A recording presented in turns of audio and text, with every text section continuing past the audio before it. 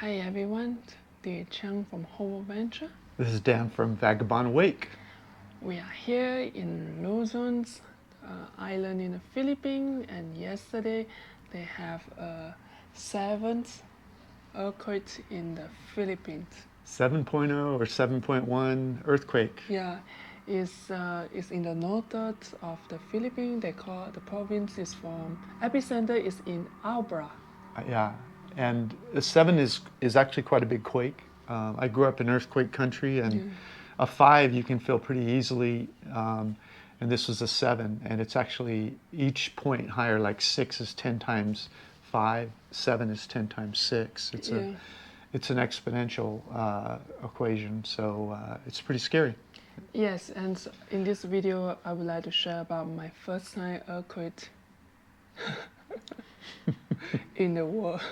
Yeah. Because I came from a country that have no earthquake, in Malaysia, so it's very scary for me. Yeah. And we'd like to give our condolences to the people that lost their homes or lost family members. Last report we read, there were 4 people killed on a 7 quake. That's actually, it could be much worse. And so, but still, if it's someone you know, if it's your family, it's not good. Yes. So I didn't make the video yesterday because after the earthquake, I'm still in shock the whole day. Yeah. I'm not myself, and today, this morning, I would like to decide that to make a video because I want to record that this is my first time experience. So yesterday around like 8 something before 9 o'clock, suddenly I feel like the building is shaking. And in the morning, before 9 o'clock. Yeah, and I was thinking like, which big giant lorry passed by and make the whole building shake? Like, or truck, if you're an American. Yeah, in truck, in American. And then I like think, hey, I was in the 6th floor. I'm not in the lower ground like the landed house. And then I don't have an earthquake awareness at all. That was her first one. She didn't know what was happening. And honestly, when it first started happening, I felt a little bit of shake, and I thought she must have been doing something that was creating some vibration. So I looked over at her, and I realized she was just washing dishes. And then it started to get stronger. So I grabbed her, and we walked over to the door. Yeah, and I like, why didn't grab me? Like, I didn't know anything. And then I just feel like shaking. Why the building is shaking? And then after that, the clock is fall down. I like, that is earthquake. And that moment, I just praying that I hope earthquake stop sooner. It's scary. It's really scary because it's like someone like shaking you. Yeah, it was your first earthquake can be disorienting because you don't know what it is. I don't know why. And the building was swaying because we're on the 6th floor. I've probably been in, I would just be guessing, but probably 50 to 100 quakes growing up on the West Coast of the U.S. And this was, I would say, it was moderate. We're far enough away where it was probably about a 5 here or 6, whatever. Yes. Not a 7. But you could feel the building swaying. And for your first quake, that would be quite a rude awakening. That is crazy because you are in safe flight. What can I do? Should I jump or? I don't know what to do at all. Yeah. Then after that, the earthquake stopped. I don't know how long, but that moment is like in the hell for me. Yeah. And then I hear people screaming, like yelling, "Run!" or something. I don't know. Yeah, because we're in a building with there must be 20 apartments on each floor, 7 floors.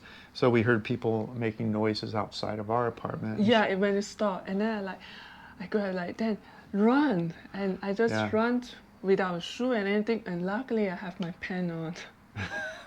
We both had our pants on, didn't we? Luckily. Yeah. So what you want to do is you want to get under a door during the first part of the quake in case things start coming down. You're in the doorway. Mm-hmm. That's one of the best places to be. But after it stops, which I don't know, maybe it lasted 10 or 15 seconds, then if you're in a tall building, you want to get out in case the building were to collapse. We didn't know that much about this building we're in. Yeah. And so the best thing to do is to get out quickly in case it were to collapse. you know, or an aftershock can also cause it to Yeah. collapse. Generally, aftershocks are smaller than the main quake, but we didn't know how well this building was built till Yeah. later. I was just run, and I just yelling, Dan, run! She didn't have her shoes on. I don't have my shoe. And I put my flip-flops on and locked the door, and she was panicking because like, what is this guy Make crazy? sure the door is For me, it locked. wasn't so eventful. I've probably been through, I would say maybe 10 of my quakes have been 5 or better. So it wasn't really a big problem for me, but for her, if you haven't been through them before. Oh my God, I cannot imagine on that those people in the Abra, that's, you know, the 7 earthquake is, Yeah, my God. yeah. I was out, and when we get able to in the outside have air that time, I feel I finally can put a smile on my face, like, oh my God, I'm still alive. So we're going to tell you more of this story, but I just want to mention that the Philippines is a very alive, dynamic part of the earth because it's around what's called the Ring of Fire. Yes. And I have another video, we'll put a link below, that explains what the 4 kinds of natural disasters that are here: volcanoes, tsunamis, earthquakes, and what am I forgetting? Typhoon? Typhoon. And so I show maps of where there's more danger. So if you are coming to the Philippines, if you're thinking of living here, or you do live here, you're thinking of moving, it'll give you an idea of where in the Philippines are safer than other parts. But go ahead. Yeah. So and it's cold when we're out because I don't have anything with me. And no shoe, no Yeah, mask, we're in a hill no station. food. We're in a hill station here, and so Yeah. it's cool outside. It's not hot like Yeah. most of the Philippines. But it's in the morning, and I don't have a phone, so, you know, we are not a professional blogger. People will be carried. The important thing is a phone or camera that they can record. We have nothing at all. Yeah. And then when we're down, and then we met a couple. She with her American husband, yeah. and then we talk a bit, and she shared about the experience about the earthquake in the Philippines. And we was in 6th floor, and they are in the 2nd floor. Yeah. And she said that at that moment she thought the building will fall. She was afraid the building would come down on top of them. She was worried about that. Wow, that is crazy. In 1990 there was a 7.7, I think, it might be 7.2, I forget the exact number, but a very intense quake. Yeah. Was actually, the epicenter was closer to Baguio that time. I don't know exactly where it was, but I think there were a few thousand people that Yes. we were told later in the day Yeah, by because a local guy who nice. was probably in his 50s. It was Yes. alive at the time. Yeah, so after that, an hour, I think, or 2, I don't know the time. We don't have watch or anything. Then the people go back to their building after the management checking the building whether it's safe. Yeah. So we went back to our apartment and we sit down. Less than 5 minutes, I feel the shake.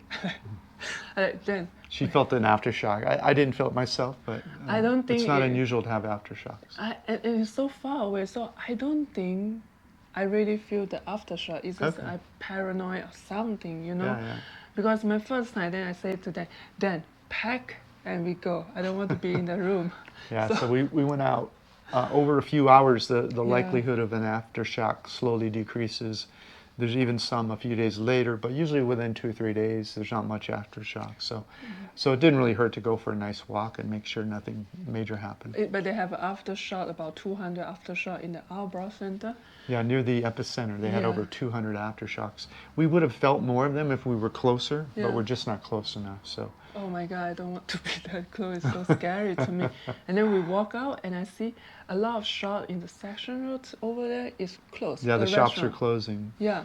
And then I was like, where I can have my breakfast? I'm so hungry. we look and most of the restaurant is closed. So luckily there's one bakery is open, so we can buy some bread and ask for a coffee. Oh, they are not allowed to make a hot coffee. Like, okay. And then we walk and I saw it's like opposite have a restaurant because they are in the ground floor and facing the road. So Yeah, they may be around to have. So we able to get a coffee or sit down for like an hour. I still scary. And I tell Dan I don't want to go home. At one point she said, I think you need to find a new girlfriend. I don't want to go anywhere it's unsafe anymore. So it spooked her pretty good. And then we still keep walking. So I did film some the road place that the restaurant is closed. Yeah. So we have no place to go. We just sit down of the park, down of the section roads, and that's why. And chatted with some locals Yeah. about the 1990 quake.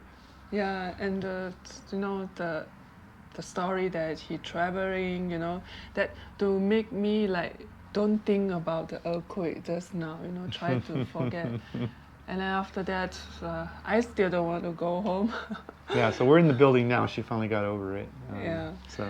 And then, but in the Baguio, in the SM market, they are open, so we're able to get our. Yeah, we went into the mall and I had a veggie burger. We had veggie burgers and relaxed a little more. Yeah, then I like, okay, then we can go home. Yeah.